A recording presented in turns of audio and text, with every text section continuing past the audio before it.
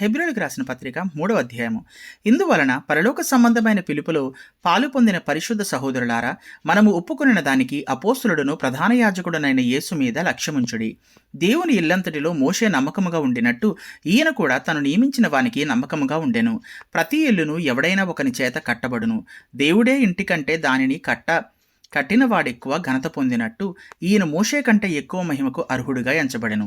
ముందు చెప్పబోవు సంగతులకు సాక్షార్థముగా మోషే పరిచారకుడయ్యుండి దేవుని ఇల్లంతటిలో నమ్మకముగా ఉండెను. అయితే క్రీస్తు కుమారుడయ్యుండి ఆయన ఇంటి మీద నమ్మకముగా ఉన్నాడు. ధైర్యమును నిరీక్షణ వలని ఉత్సాహమును తుదమట్టుకు స్థిరముగా చేపట్టిన ఎడల మనమే ఆయన ఇల్లు. మరియు పరిశుద్ధాత్మ ఇట్లు చెప్పుచున్నాడు, నేడు మీరు ఆయన శబ్దమును వినని ఎడల అరణ్యములో శోధన దినమందు కోపము పుట్టించినప్పటి వలె మీ హృదయములను కఠినపరచుకొనకుడి. 40 సంవత్సరాలు నా కార్యములను చూచి మీ పితరులు నన్ను పరీక్షించి శోధించిరి.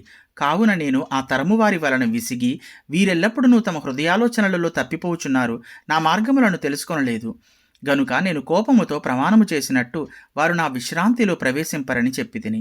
సహోదరులారా, జీవము గల దేవుని విడిచిపోవునట్టి విశ్వాసము లేని దుష్ట హృదయము మీలో ఎవని అందైనను ఒకవేళ ఉండునేమో అని జాగ్రత్తగా చూచుకొనుడి.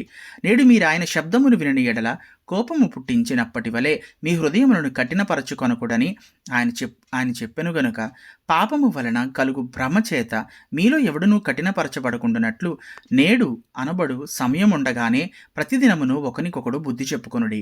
ఏలయనగా మొదటి నుండి మనకున్న దృఢ విశ్వాసము అంతము మట్టుకు గట్టిగా చేపట్టిన ఎడలనే క్రీస్తులో పాలివారమై ఉందుము.